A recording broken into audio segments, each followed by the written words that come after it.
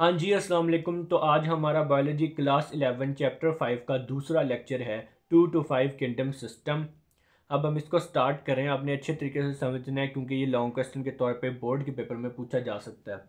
सबसे पहले हमारे पास दो किंगडम्स थे, एक था प्लांटी और दूसरा था एनिमेलिया। प्लांटी में हमने ऑटोट्रॉफ्स को रखा, यानी वो ऑर्गेनिजम्स जो कि अपना खाना खुद इनऑर्गेनिक मटेरियल से बना सकते थे फोटोसिंथेसिस के ज़रिए। जबकि एनिमल्स में हमने हेट्रोट्रॉफ्स को रखा, यानी वो ऑर्गेनिजम्स जो कि अपना खाना खुद नहीं बना सकते थे और प्लांट्स और जो गोश्त वगैरह वो खाते थे। अब इसके ऊपर ऑब्जेक्शन लगी, वो ये कि बैक्टीरिया को हमने इंक्लूड कर दिया था किंगडम प्लांटी में। और दूसरी ऑब्जेक्शन ये थी कि यूगलिना एक ऐसा ऑर्गेनिज्म था जो कि प्लांट से भी रिजेंबल करता था और एनिमल्स से भी, तो इसे हम किस किंगडम में रखते हैं हमें इसकी समझ नहीं आ रही थी। फिर हमारे पास आया हमारा तीसरा किंगडम। तीसरा किंगडम था हमारे पास प्रोटेस्टा, जिसको प्रपोज किया था अर्नेस्ट हैकल ने। अब इसके अंदर हमने उन लिविंग ऑर्गेनिजम्स को रखा जिनकी हम क्लासिफिकेशन नहीं कर पा रहे थे। ठीक है। फिर हमारे पास एक साइंटिस्ट आया ई चैटन। इसने दो टर्म्स को एक्सप्लेन किया, एक प्रोकैरियोट दूसरी यूकैरियोट। प्रोकैरियोट वो जो जिनमें न्यूक्लियस प्रेजेंट नहीं होता, जबकि यूकैरियोट वो जिनमें न्यूक्लियस प्रेजेंट होता है। ठीक है। फिर हमने बनाया हमारा फोर्थ किंगडम। फोर्थ किंगडम था फंजाई। फंजाई होते हैं डीकम्पोजर्स या रिड्यूसर्स। इनकी सेल वॉल बनी होती है काइटन की, और इनका मोड ऑफ न्यूट्रिशन होता है एब्जॉर्प्टिव, यानी कि ये खाने को एब्जॉर्ब करते हैं। और ये हेट्रोट्रॉफ्स होते हैं, यानी कि अपना खाना खुद नहीं बना सकते, तो इनके लिए हमने फोर्थ किंगडम अलहदा से रखा।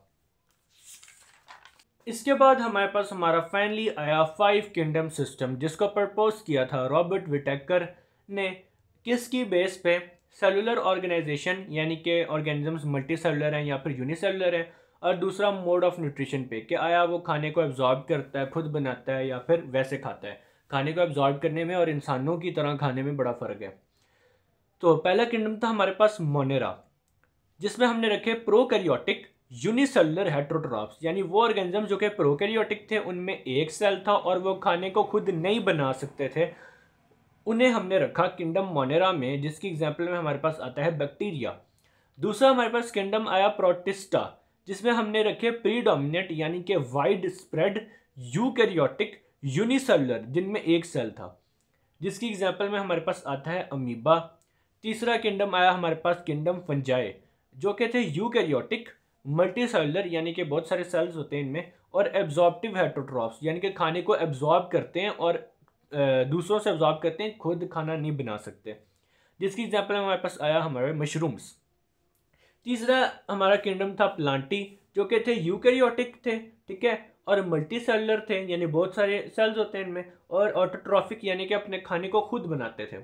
एग्जाम्पल में हमारे पास आया मॉसेस एंड फर्न्स। आखिरी हमारा किंगडम आया हमारे पास किंगडम एनिमेलिया, जिसमें आया हमारे पास eukaryotic multi cellular ingestive heterotrophs, जो कि अपना खाना खुद नहीं बना सकते थे और खाने को इंजेस्ट करते थे। एग्जाम्पल में हमारे पास आए हमारे ह्यूमंस।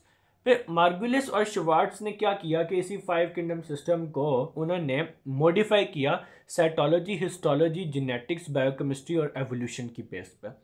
तो हमारा 2 to 5 किंगडम सिस्टम वाला टॉपिक खत्म होता है। उम्मीद है कि आप लोगों को समझ आ गई होगी। अल्लाह हाफिज़।